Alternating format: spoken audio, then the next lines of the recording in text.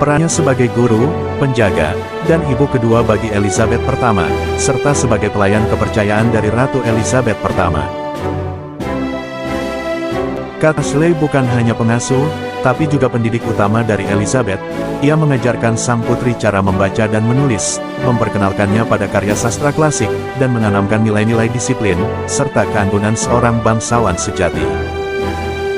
Di bawah bimbingannya, Elizabeth tumbuh menjadi anak yang luar biasa cerdas, dan haus akan ilmu pengetahuan. Kate Ashley juga menyadarinya sejak dini, bahwa Elizabeth memiliki daya tarik, dan kecerdasan yang melebihi usianya, dan karena itu, ia berusaha keras, menjaga agar sang putri tidak dimanfaatkan, oleh tangan-tangan jahat dari intrik politik istana, yang pada saat itu luar biasa kejam.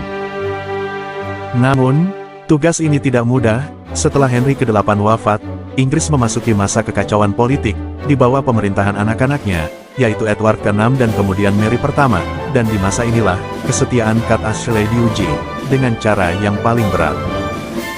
Setelah kematian Raja Henry ke-8 pada tahun 1547, Elizabeth tinggal di rumah Thomas Seymour, adik dari Lord Protector Edward Seymour, seorang penguasa de facto dari Inggris pada saat itu.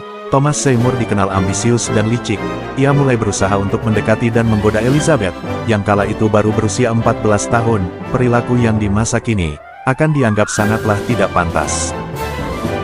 Kate Ashley yang menyadari bahaya ini, ia berusaha keras melindungi Elizabeth. Ia menasihati, memperingatkan, dan bahkan menentang Seymour secara langsung.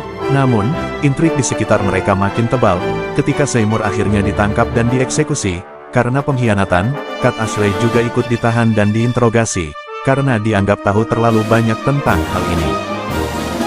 Selama masa penahanan, Kate Ashley disiksa secara psikologis, dituduh bersekongkol, dan ditekan agar mengaku hal-hal yang bisa mencemarkan nama baik dari Elizabeth. Namun, ia tetap diam. Ia tidak akan mengkhianati sang putri, bahkan ketika nyawanya sendiri dalam bahaya, dan setelah penyelidikan berakhir, Kate Ashley akhirnya dibebaskan. Peristiwa ini membuat hubungan mereka semakin erat.